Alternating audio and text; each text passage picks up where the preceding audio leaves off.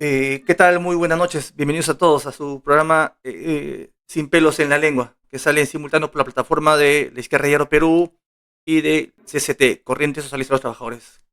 ¿Qué tal, Víctor? ¿Cómo estás? Buenas noches. ¿Qué tal, Ricardo? Muy buenas noches. Espero que te encuentres bien allá a la distancia. Sí, igualmente, Víctor. Esta semana hemos tenido un tema que ha muy importante, una movilización importante, ¿no? De los pequeños mineros que creo que vale la pena analizar. Analizar en el sentido, pues, de que no hay. ¿Cómo podríamos analizar lo que ha pasado esta semana con los pequeños mineros, Víctor? Mira, Ricardo, yo creo que hay que ¿Ya? ponernos en contexto, ¿no? Los grandes medios no están colocando en la prensa la cantidad de personas que están movilizándose en este instante en Cusco, en la zona de Abancay, Andahuaylas, Arequipa, Ica, Nazca, Trujillo, Patás y otras zonas del país que empiezan a sumarse a las columnas que se están movilizando. Asimismo, ha habido 9 días, el día de hoy se cumple 9 días, desde que estas personas están pernoctando frente al Congreso de la República.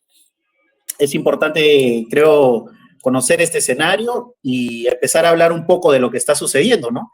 Han hecho caer un ministro y en verdad ha remecido, yo creo, en la perspectiva del análisis de la realidad una vez más. Me hace recordar mucho a lo que sucedió con Pedro Castillo, mientras muchos lo trataban de forma despectiva y de la misma forma como sucedió también en el 2022, se trataba de forma despectiva en un momento la movilización de Claro, grandes contingentes en la zona sur, lo mismo está sucediendo claro. ahora, O sea, ¿no? es decir, hemos, desde el empresariado y la patronal, critican a los mineros, ¿correcto?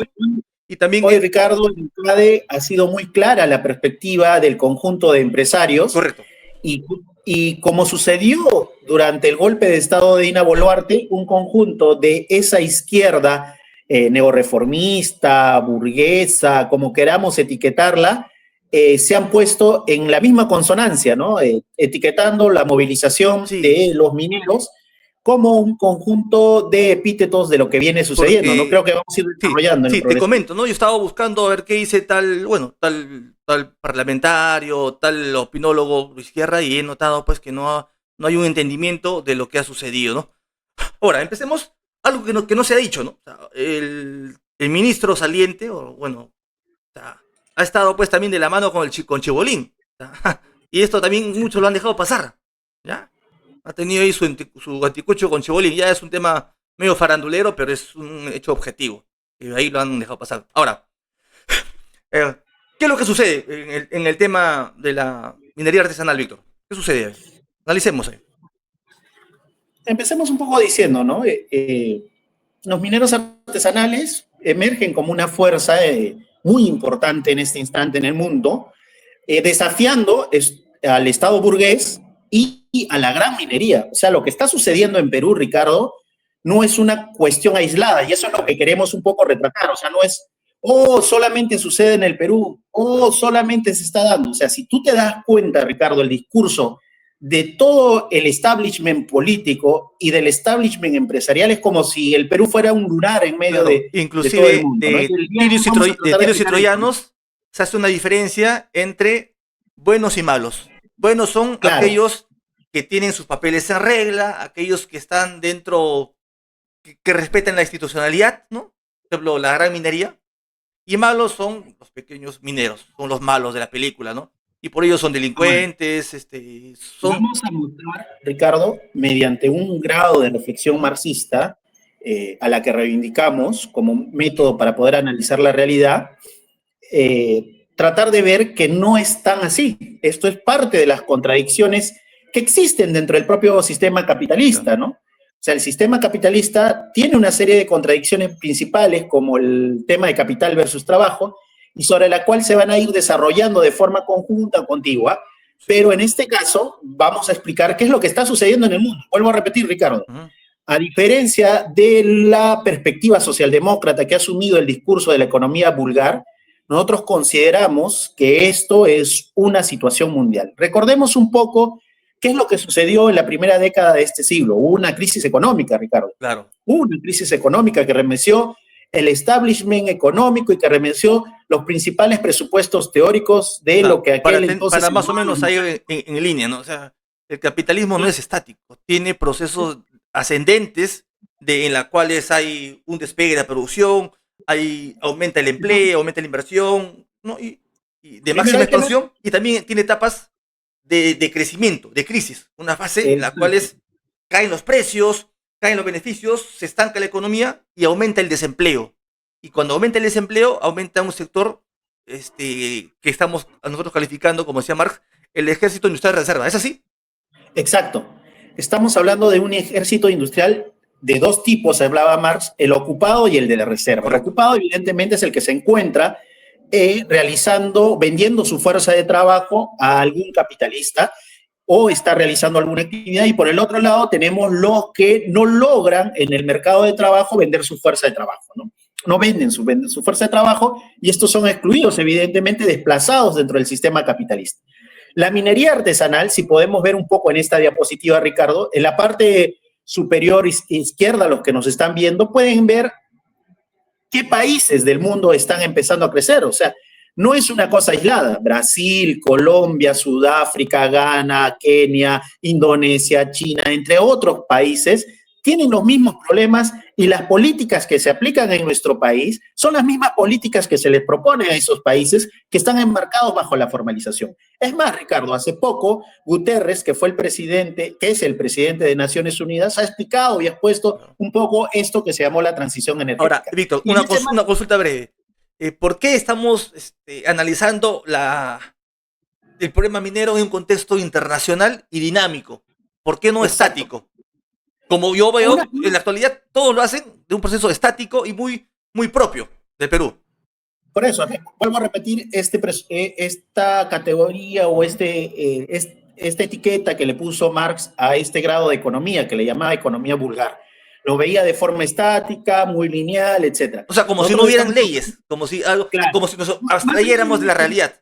¿Sí? Como no hubiera movimiento, como si la realidad no estuviera en movimiento, y como este movimiento no realizara cambios. Entonces, hay un tema, y tú puedes ver en la gráfica inferior que luego de la crisis se busca establecer mecanismos para salir de esta crisis. Sí, uno de ellos, muy importante, que todo el mundo está discutiendo, incluso ha renacido la posibilidad de construir plantas nucleares en el mundo, es la transición energética.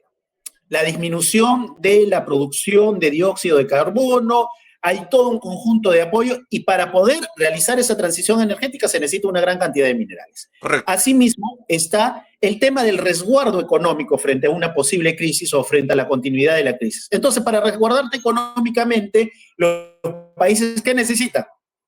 Un mineral que tiene, evidentemente, diferentes partes del mundo, y por eso vemos marcado, de acuerdo a la ley que existe en estos países, la cantidad de mineros artesanales, que es el oro.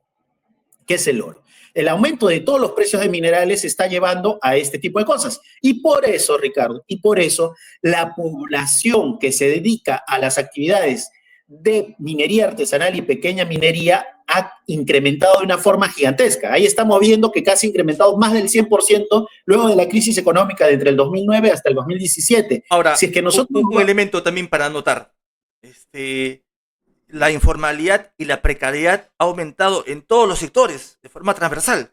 Después de la crisis económica y la crisis de COVID, han aumentado más ambulantes, han aumentado más personas más taxistas, han aumentado más trabajadores mineros, porque la crisis económica lleva a que tengan que vender ya no su fuerza de trabajo, sino que se tengan que subemplear, se tengan que precarizar más de lo que hay. Eso no solamente ha pasado en el Perú, sino pasa en todo el mundo. Por eso ahí están en las tablas, es un hecho real y objetivo, ¿no? O sea, como hay procesos ascendentes en el capitalismo, también hay procesos... Para ir marcando, ¿no? Estamos colocando. Bien. Entonces, eso debe quedar claro, ¿no? O sea, nosotros nos encontramos en esta situación. Nosotros, para terminar lo anterior, nos encontramos en una situación de ascenso de la cantidad de mineros artesanales y pequeños mineros. Esa es la condición real del mundo. O sea, la minería artesanal y la pequeña minería llegó para quedarse. Si es que uno analiza la cantidad de crecimiento que está teniendo en el mundo, es exponencial.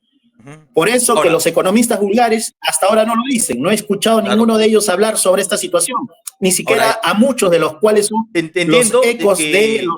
yo quisiera que existiera, pues, la formalidad, yo quisiera que haga la formalidad, pero lamentablemente, una pregunta, ¿no? ¿El mercado puede absorber a todos? ¿Es No, posible? no, no. El mercado capitalista no va a poder absorber esto. Ya. A ver, una pregunta así, ¿no? ¿El mercado capitalista puede absorber a todos los ingenieros, a todos los médicos, a todos los No, no, abogados? no, No puede absorberlo. no, no, Y mucho no. menos con los sectores precarizados. Es un hecho objetivo. Estamos en una situación de crisis, Ujú. Ricardo. Y si es que no entendemos eso, Claro. lamentablemente vamos a tener propuestas totalmente alocadas e ilusiones sobre leyes que al final no van a poder resultar ni van a poder sanear estas cosas. Si es que alguien realiza minería artesanal y pequeña minería es porque considera que ahí puede conseguir la subsistencia, puede sobrevivir las condiciones de precariedad frente a las condiciones en las cuales hoy en día muchos puestos de trabajo se encuentran. O sea, lo que acabábamos de comentar sobre el ejército de reserva, el ejército industrial de reserva es muy importante para poder analizar Claro. esto. O sea, ha aumentado el ejército industrial de reserva y muchas de estas personas se están trasladando a estas zonas. Y Ahora, hay otro para elemento, Ricardo. un elemento, tal vez para quienes nos quieran buscar, ¿no? Ustedes pueden consultar en el capítulo, en el volumen 1, el capítulo 25 del Capital, en el título La Ley General de Acumulación. Marx habla, pues, del ejército industrial de reserva, ¿no? Que son la masa de trabajadores subempleados o precarizados, ¿no? Para cualquiera que nos quiera ver. Perdón, Víctor, continúa. Eh, Podemos avanzar a la siguiente. Un Claro que poco sí, ahí hemos mostrado los gráficos, creo que estamos mostrando data empírica de lo sí, que sí. está sucediendo y por lo tanto si hemos escuchado y los que nos ven a algunas propuestas que lanzan X o Y, lamentablemente estas no vamos a demostrar que no van a tener ninguna solución frente a lo que está sucediendo. Las idealizaciones lamentablemente no van a aterrizar frente al hecho de la realidad. Y hay un hecho de la realidad acá que el Estado burgués, y en conjunto con sus aparatos ideológicos, sostienen o asocian esta minería artesanal y pequeña minería con actividades ilícitas para justificar políticas represivas. O Claro. sea, hay un conjunto de propaganda que muestra principalmente hechos como el de Madre de Dios, que muestra hechos como los que están sucediendo en algunas zonas de la Amazonía, en la cual se está O sea, extrayendo oro de forma se fluvial. estigmatiza a los trabajadores mineros como también se estigmatizó a los que se levantaron cuando se dio el golpe contra Castillo, ¿no? Que se decía que estaban financiados por los Ponchos Rojos de Bolivia, que estaban financiados por Hamas, por Hezbollah, que son terroristas, es lo mismo, ¿no? Ahora se dice que están metidos en el narcotráfico, es decir, no se entiende el carácter de clase de este sector social, ¿sí? Sí, Ricardo, mira, acá hay un tema, ¿eh? Hagamos un contraste, un comparativo. ¿Cuánto contaminan, no? Claro. En la parte superior, ves esos puntitos verdes. Correcto. Todos esos son puntitos de reinfo que están cerca a la mina de Calpa. Si se pudiera acercar más, y hubiera sido interesante acercarlo más, puedes ver que la modificación del paisaje no ha sido de la misma forma como se puede observar en la parte inferior. La parte inferior es una mina, es un relave que se encuentra, bueno, ahí Sí. estamos viendo que el paisaje no ha variado mucho, o sea, la contaminación visual no ha variado mucho. Pero mira la parte inferior, Ricardo, Sí. es más o menos el mismo periodo de tiempo. ¿Ves la transformación del paisaje, Ricardo? Claro. Creo que los que nos están viendo. Sí.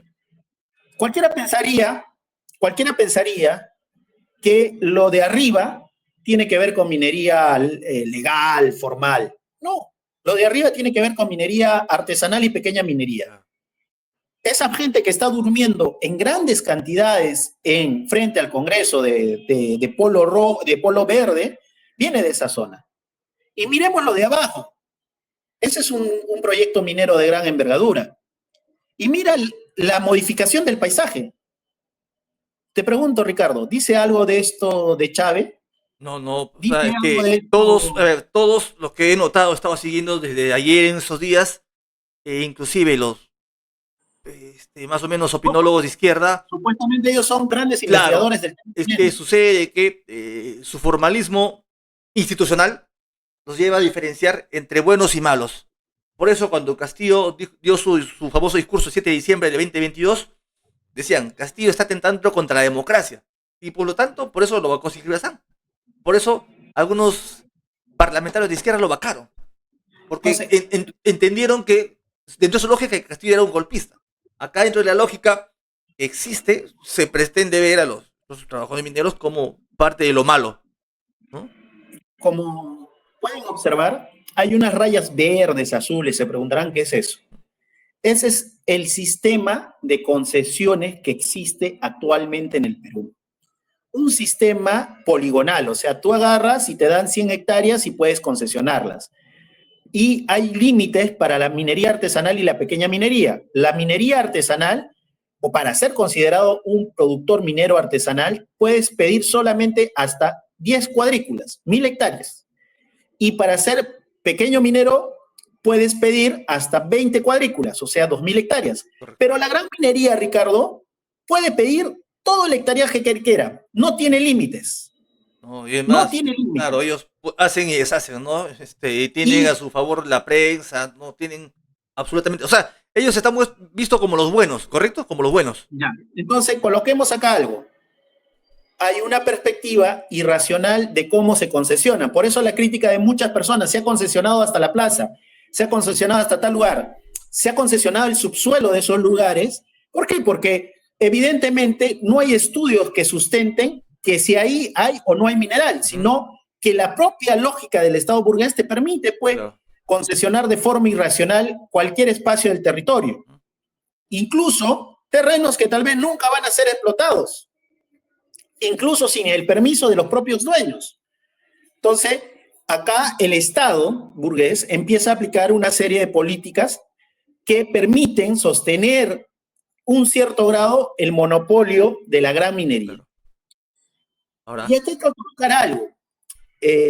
Escuchábamos algunos medios, creo que tú también, Ricardo, has escuchado, que le dan más peso a un supuesto lobby minero. Claro, ¿no? O sea, como te decía, están, lo mismo que, o sea, no se llega a comprender que quienes se movilizan no es el sector, pudiente, no sectores precarizados. Te pongo un ejemplo. Que no tienen seguros, que no tienen salud, que, o sea, que si no trabajan, no comen. Ricardo, te pongo un ejemplo. Los Yucho, que estaban vinculados están en esta trama de Chibolín, en esta discusión, y que supuestamente son los primos de los Yucho, no sé, que tienen una planta de procesamiento de oro en Trujillo. ¿Están en la movilización? No ¿O ya tienen su formalización? Ya lograron la anhelada formalización. Ellos ya lograron la anhelada formalización. Es más, hasta foto del Ministerio de Energía y Minas tenía. Claro, sí, muchos han sido premiados por Chibolín. Entonces, o sea, no es, hay que entender también y hay que matizar esto. Hay un conjunto de esos pequeños mineros que tienen la capacidad para poder mover rápidamente sus recursos y haber logrado la formalización. Y es en cierta medida el porcentaje que está ahí. Porque también dicen, bueno, es un programa y todo.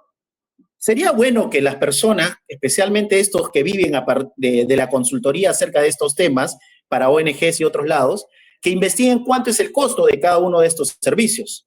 La Universidad del Pacífico colocaba en mesa hace poco en una investigación que uno de los principales límites para esta formalización de estas vallas burocráticas son los costos que significan, que son 20, 30 veces el valor de un salario mínimo o lo que recibe un minero artesanal o pequeño minero. O sea, para recuperar esa cantidad de dinero se le hubiera complicado como 3 o 4 años. O sea, hay un conjunto de elementos que va estructurando el Estado burgués que no permiten, evidentemente, y vamos a ver más adelante. Pero ¿qué sucede? La movilización hizo caer a Rómulo Mucho. Claro que sí, ¿no? Hizo caer a Rómulo Mucho. No fue tanto el lobby minero, porque si hubiera sido por el lobby minero, no hubiera habido la necesidad de movilizar tanta gente, Ricardo. Claro. ¿Para qué movilizar? Porque si el lobista, ¿qué necesidad tiene de movilizar gente? Claro, saca simplemente con periodicazos, con... Claro, empiezas, o empiezas a, como tú dices, periodicazo, punta de periodicazo, pum, se cae. Claro. O sea, yo te soy sincero, mucha gente de esta fue amigo personal de Paco Durán, y Paco Durán lo explica muy claramente. O sea, el despreciar la movilización desconoce la capacidad que tiene un sector de la población para poder Claro, es presionar y que poder creo que imponer como ciertas cosas. decíamos al comienzo, no se llega a entender qué es lo que está sucediendo, ¿no? Y dentro de esta visión institucionalista, formalista que tenemos del Estado y del Ojo, régimen, hacemos una diferenciación, pues, entre buenos y malos. Y no partimos de un análisis más integral, como Marx diría, un análisis de clase. O sea, que estos trabajadores se ven obligados. ¿Obligados por qué? Nadie, usted dirá, pero no están con una pistola sobre la cabeza. No, porque si no trabajan, en la noche no comen. ¿Y por qué se da? Porque estamos saliendo, estamos todavía en una crisis económica. ahora Mire, Ricardo, eh, dicho sea esta de es una paso, victoria. ha aumentado en estos años la pobreza, ha aumentado la desnutrición, o sea, condiciones que obligan a que el trabajo se precarice. ¿Sí? Es una victoria parcial Ujú. y es una victoria parcial y hay algo que aprender de esta victoria parcial. O sea, si nosotros le ponemos, asumimos, por ejemplo, de forma errada, que fue el lobby minero, de los mineros ilegales, de estas personas que venden el oro, porque para vender oro hay que tener un montón de papeles para exportar. O Claro. sea, como Es si la como persona... si fueran estos tipos, los recicladores, ¿no? Que juntan una Claro, botella, otra botella, tres botellas, ¿y qué hacen? eso es lo Y mismo. viene Y los que hemos trabajado en este claro, sector los conocemos cómo mismos, es esto. O sea, los mismos. no es que vas a encontrar un rocón y el Nada, rocón es nada, oro. Tienes nada. que ir acumulando Junta, de claro, miligramos en juntan miligramos. botellitas, botellitas, y luego los recicladores llevan a un local grandazo y ese se lleva en un tráiler todas las botellas. Lo mismo sucede. Estos pequeños mineros Ahora, juntan payequean, van juntando y le venden al grande, que es la gran minería. Eso es un hecho real, ¿no? A ver, continuamos. es una victoria parcial, Ricardo. Sí, es una victoria parcial. ¿Por qué? Porque ellos han venido por la extensión del periodo del reinfo y al mismo tiempo piden que se establezca un nuevo marco jurídico que les permita realizar sus actividades con tranquilidad y que todas esas brechas que se han estudiado y que se han dado a conocer por diferentes investigaciones puedan ser quitadas, retiradas, etcétera, ¿no? O sea, porque hay investigación, o sea, no Claro. estamos hablando de Ahora, que hoy no ha habido estudios sobre esto, o sea, los estudios demuestran que ese proceso de formalización vino detrás de una serie de barreras, no solamente ahora, burocráticas, sino el Estado burgués ha empezado a crear toda una serie de cosas. un elemento Pero hay para un tema, notar es de que no se aprecia, ¿no? Pero en muchos de estos lugares donde están los trabajadores mineros artesanales, hay la autogestión minera. Eso es un hecho real que todos lo están obviando, ¿no? Es decir, ellos mismos tienen su propia, bueno, no es mira, un SOBI, ¿no? Pero sí tienen en acá, varios lugares su acá viene, autogestión minera, yo, que es yo creo importante en mi Ricardo, opinión. que este es un tema que golpea un poco y que hace temblar a la gente de CADE, hace temblar a los que han sostenido constantemente que es la inversión privada quien crea la riqueza.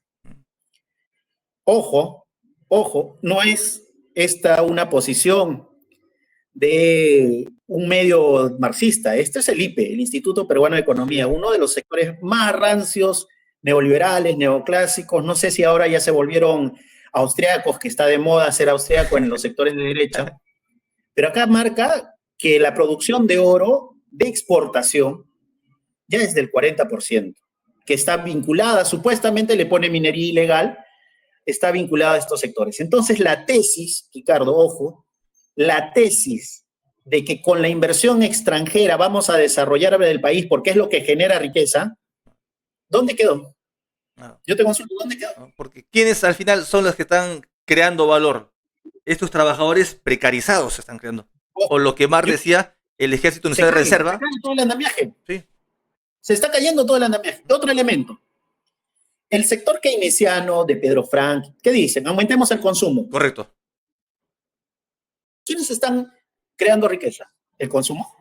¿No? El trabajo. Es la fuerza de trabajo, es el trabajador. Entonces, esas tesis, ojo con esto, esas tesis que sostenían por muchos tiempos, y ese es Las tesis académicas que no tienen sustento en la realidad, porque la realidad muestra lo contrario, que quien está creando valor es el trabajo. Ahora, es precarizado, obviamente que es precarizado, y así mismo es explotado y no tienen derechos a absolutamente nada.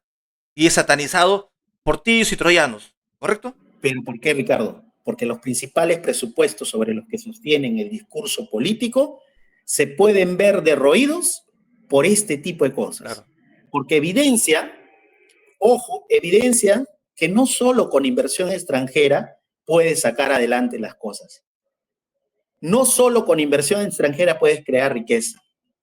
Estos pequeños mineros y mineros artesanales están demostrando en los hechos reales que es la fuerza de trabajo, es el trabajador quien crea la riqueza y que en ese proceso del desarrollo capitalista se le va quitando una cantidad de dinero Pero que mira, es... esto es, lo que estamos diciendo tiene un impacto profundo, ¿no? No es cosa menor, porque si es el trabajador quien crea la riqueza, o sea, es el trabajo, entonces, ¿de dónde surge la ganancia? Solo puede existir de trabajo no pagado, o sea, ¿de dónde surge la plusvalía? Eso es un Entonces, tema muy profundo que da para analizar, pero bien, lo que estamos entonces, tocando es un tema muy profundo. ¿Qué más hemos apreciado? hay un tema acá, ¿ya? Y vayamos ya un poco al tema organizativo. ¿Mm? ¿Cómo se ha dado la movilización? La movilización, ¿O si cuál es bien es cierta cierto, limitación? ha tenido unas limitaciones. ¿Por qué? Porque no ha podido articular su lucha con otras demandas. Claro, ¿no?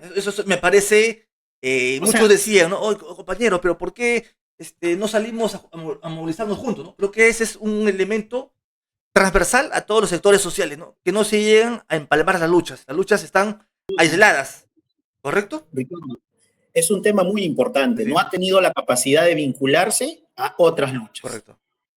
O sea, no ha habido la posibilidad de articularse con otras luchas.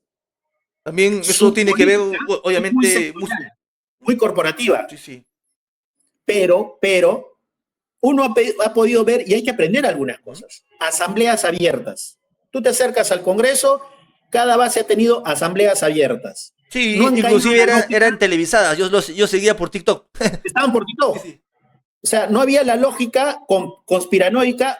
Les interesó un comino los ternas, les interesó un comino la violencia de las fuerzas represivas y ellos determinaron en sus propias asambleas el grado de violencia y de fuerza que van a tomar. Claro, o sea, Lo que sucedió. no había alguien que por ahí tiraba una piedra o tiraba una botella, ¿no? O sea, es decir, no es que ¿Eso qué se llama? sí, Democracia. Han deliberado de forma sí, sí, democrática, abierta y pública. ahora, En Chala, por ejemplo, la fiscalía fue, las trató de reprimir y todo lo demás.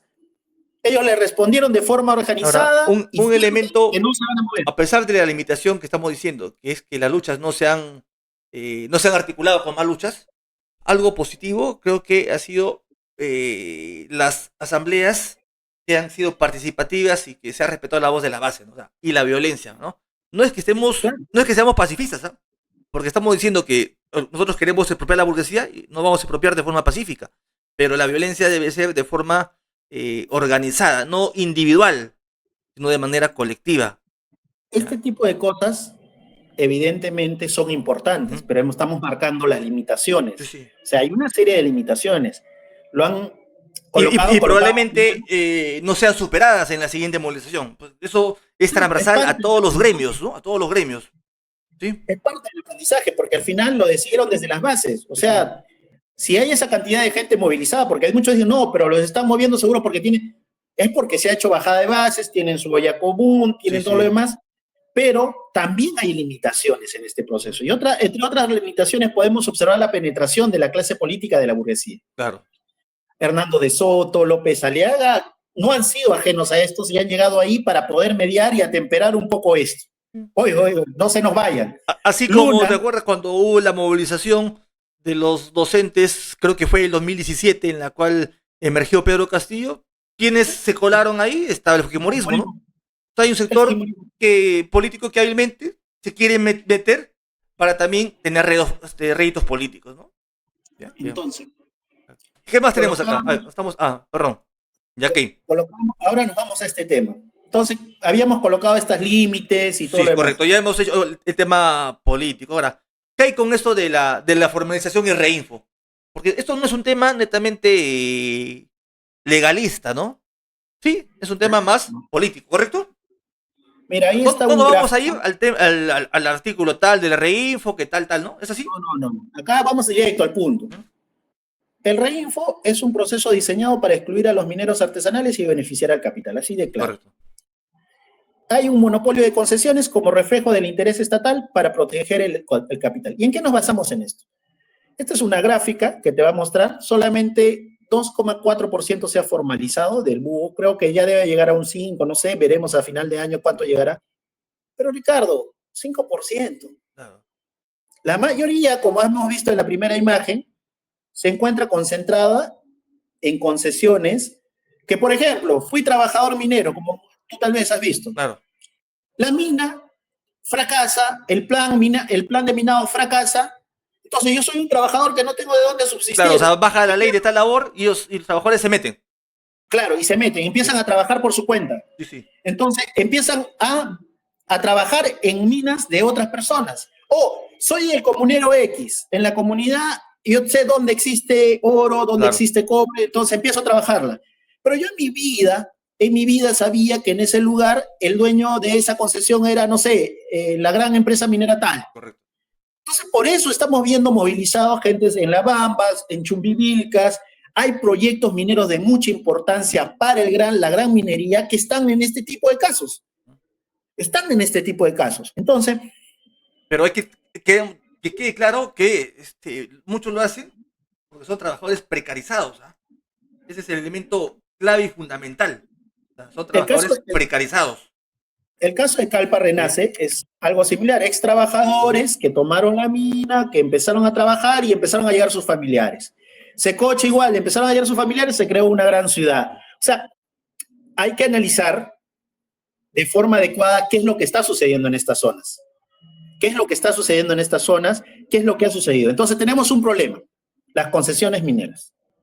Esas concesiones mineras que les expresábamos al inicio, que son cuadraditas, que se establecen por un metraje y que para la gran minería él puede pedir N concesiones mineras, N, no tiene un límite. Mientras tanto, para la minería artesanal y la pequeña minería, sí hay un límite, sí hay un límite. Entonces, nosotros consideramos que muchas de estas herramientas o políticas públicas que colocan son más que elementos para poder controlar la posibilidad de que de ese propio elemento puedan hacer algo distinto, experiencias distintas. Y eso está sucediendo, Ricardo. Yo creo que el principal temor de estos sectores es que este conjunto de experiencias pueda escalar a otros niveles, como sus propias empresas. Recordemos la movilización del 2017 de los trabajadores en el sur, de los trabajadores mineros. ¿Tú te imaginas que empiecen a ver que hay empresas que abandonaron sus labores y los propios trabajadores la empezaron a trabajar y están teniendo éxito? Inclusive en cualquier empresa, ¿no? Que a veces, ¿qué es lo que sucede? Cuando las empresas ya, su tasa de ganancia se empieza a bajar, empiezan a agotar trabajadores, y sabe que ya no voy a trabajar, ¿no? Empieza a cerrar. ¿Te imaginas lo que decir? Los trabajadores dijeran, ¿sabe qué? Nosotros trabajamos acá y tú te vas. O sea, eso atenta contra la legalidad burguesa como tal, contra el carácter privado del medio de producción. ¿Sí? Confronta, o sea, la realidad confronta la institucionalidad. Ojo, que estamos hablando ya muchos del latifundio minero. Se está hablando del latifundio minero. Ya. Y recordemos que cuando fue el latifundio agrícola, ¿cuál fue la política? Y eso es un poco que nosotros queremos desplegar. Ahora, un elemento. Entonces, ¿cuál es la salida? No, primero nosotros, evidentemente, rescatamos lo que sucedió en la Revolución Rusa, que consideramos es una experiencia muy... Para nosotros no somos antimineros, para nada, ¿correcto? No es que estamos en contra de tal actividad, no, nosotros entendemos de que la dinámica del capitalismo, como estamos diciendo y recalcamos muy fuerte, obliga y crea una masa de desocupados, que es el Ejército Nacional de Reservas, una masa de trabajadores precarizados, que se ven obligados a laborar.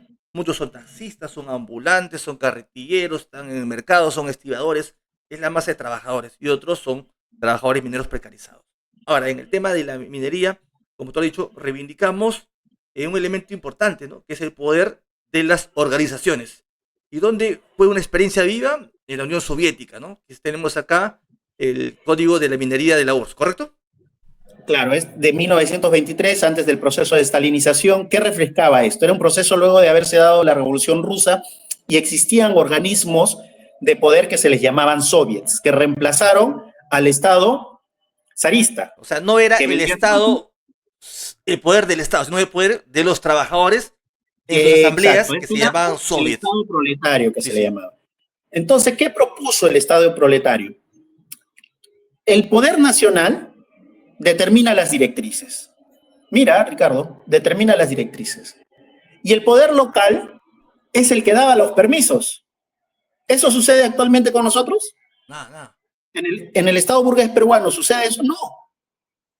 El Ministerio de Energía y Minas da las políticas y él mismo da los permisos. Correcto. Entonces tú tienes una serie de proyectos, ya sean privados o públicos, que han sido determinados por fuera de la decisión de comunidades, de barrios, desconocen, y buscas triquiñoladas para poder saltarte, hay proyectos que forman sus propios frentes, dos frentes, entonces para poder tener la licencia social buscan otra o X o Y forma. La Unión Soviética dijo una cosa, este proceso de 1923. Las directrices nacionales las da el Soviet Nacional, pero para correr rápido, para poder producir, para poder industrializar, necesitamos agilizar esto. Entonces, es el Soviet local. Tal vez para Pero, que nos sigan, tal vez alguien, algún sector de la minería que si llega a este video, no es que estamos contra la minería, inclusive en la Unión Soviética hubo minería, en el Estado proletario hubo minería, pero ahora, ¿cuál era el carácter? Entonces, tú, por ejemplo, y lo dice el Código de Minería y se los vamos a compartir, encontrabas la beta X, ibas, denunciabas, presentabas tu documento y te la daban de un periodo de estudio, que era máximo 4 años. Entonces tú estudiabas tu formación geológica. Podía ser una beta, podía ser un pórfido, podía ser un scar, podía ser cualquier tipo de formación geológica que contiene minerales. Entonces, este estudio te permitía tener un máximo de tiempo de 5 años para poder explotar, o hasta que se acabe el mineral. Si no lo explotabas en 5 años, rápidamente esta concesión se revertía. ¿Eso sucede actualmente en el Perú? No sucede. Tú puedes tener la concesión parada por muchos años. Las comunidades no tienen absolutamente ninguna injerencia, ¿correcto? Más. Nada. Están literalmente pintadas. ¿Ya? Exacto. En el código de minería de la URSS era totalmente distinto. Las comunidades tenían el poder. Quien agilizaba los temas, todos los temas referidos al proyecto rápidamente era el espacio del Soviet, que era evidentemente el Consejo de los Trabajadores y los Campesinos en este espacio, y agilizaban rápidamente el proyecto. O sea, no había la necesidad de las trabas burocráticas que establecía el Estado zarista y en este caso muy similarmente el Estado burgués. Los que saben, los que han trabajado en estos temas, evidentemente sabrán que vamos a compartir, correcto, ¿no, Víctor? Vamos a compartir este PDF para que esté al alcance de todos, sí, ¿no? para que lo puedan leer. Sí. Hay una planificación estratégica, hay un intento de regulación equitativa. Consideramos que es un insumo muy importante para el debate. Claro, consideramos que es un insumo muy importante del debate, lo resalto. ¿Por qué? Porque seamos sinceros. O sea, si queremos tener, ¿qué visión de minería queremos? Es un elemento importante. Claro.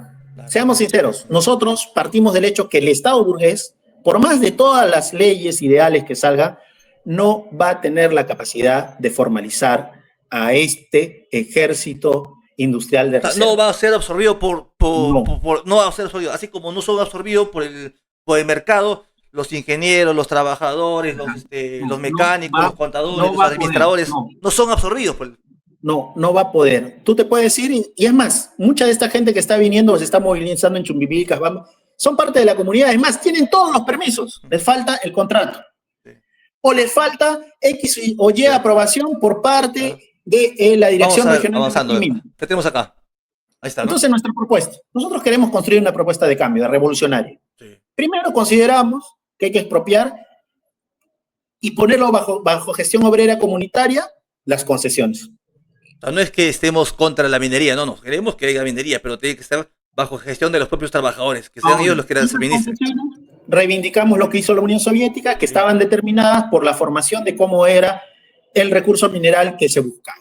Ahora, dentro de ese recurso mineral hay que ampliar el abanico porque hay recursos minerales vinculados a la construcción, recursos minerales vinculados a la agricultura, hay recursos minerales vinculados a temas metálicos o a la transición energética, o sea, hay una variedad.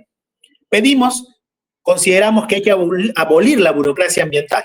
La burocracia, o sea, es terrible, ¿ah? No solamente, es en todo, ¿no?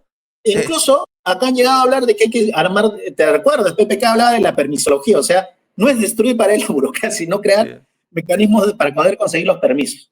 Sí, es terrible, ¿no? Hasta en el colegio para la PAF hay burocracia, terrible, ¿no? Hay que abolir esa burocracia ambiental, hay que abolirla. O sea, la propuesta, por ejemplo, de mucho era incorporar supuestamente fiscalizadores de terceros.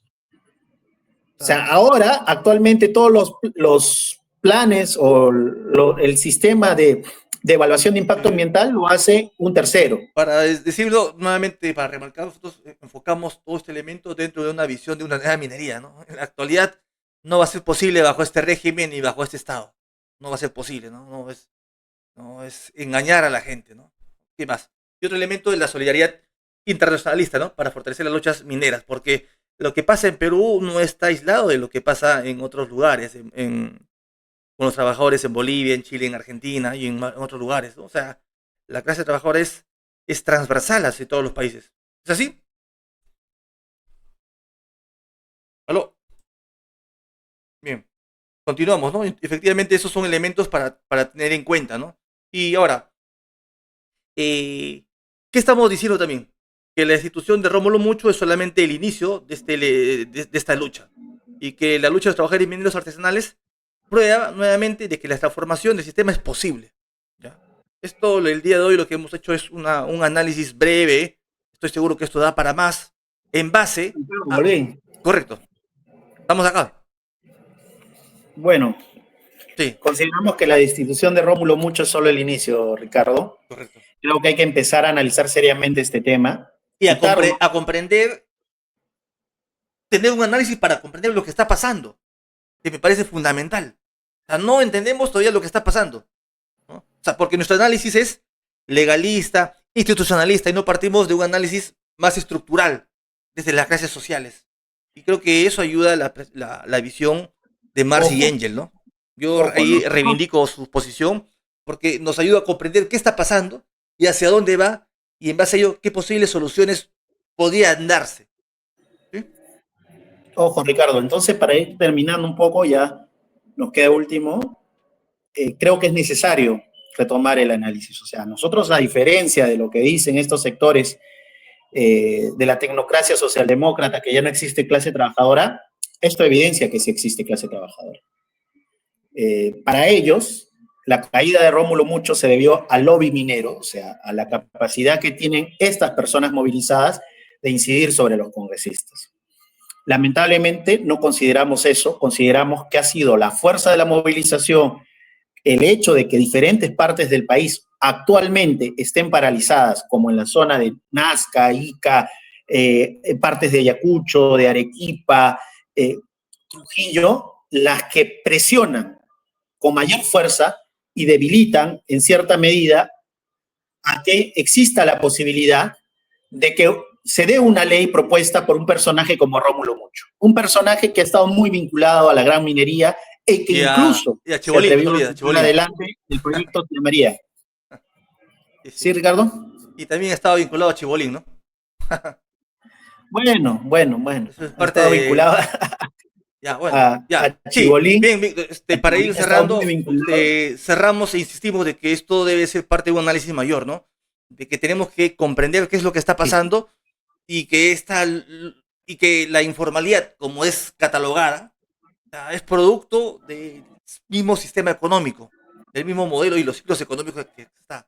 Y esto no se va a cambiar con mejores leyes, no se va a cambiar desde el Parlamento, sino vía la transformación social. Ahí, Ricardo, les lanzamos los que nos escuchan para ir entendiendo esto. Ojo, Ricardo, volvemos a repetir, esto no es un problema solo de Perú, es un problema mundial. Hace una semana atrás había una movilización en La Guajira, también muy parecida, de artesanales. En Sudáfrica hubo una represión y hay un incremento de la población que se dedica a la minería artesanal y la pequeña minería. Y también del trabajador Por más precarizado. ley que tú ¿Sí? colocas y como ellos colocaban, así se caiga, Sí, sí. así, Bien. ellos decían, así se caiga el reinfo, van a seguir trabajando. Sí, sí. Bueno, bien. Te agradezco bastante y esto da para más y hay que seguir analizando, Víctor. Bien, muchas gracias. ¿Y tus palabras finales? No, nada más, Ricardo, continuar con esto. Evidentemente van a tener sus contradicciones, pero es aplaudible de que se empiecen a organizar de constituido. Un orden constituido que pereniza la explotación y la esclavización de muchas vidas y que no permite la libertad. Si queremos libertad en verdad, tenemos que tener la capacidad de trascender el capitalismo. Y una de esas formas es empezar a ver que están surgiendo cosas alternas a lo que podría defender, a los que podrían defender la propiedad privada. Correcto. Cierro la sesión con esto, ¿no? La liberación de los trabajadores será obra y gracia de los propios trabajadores. Hasta la próxima. Nos vemos.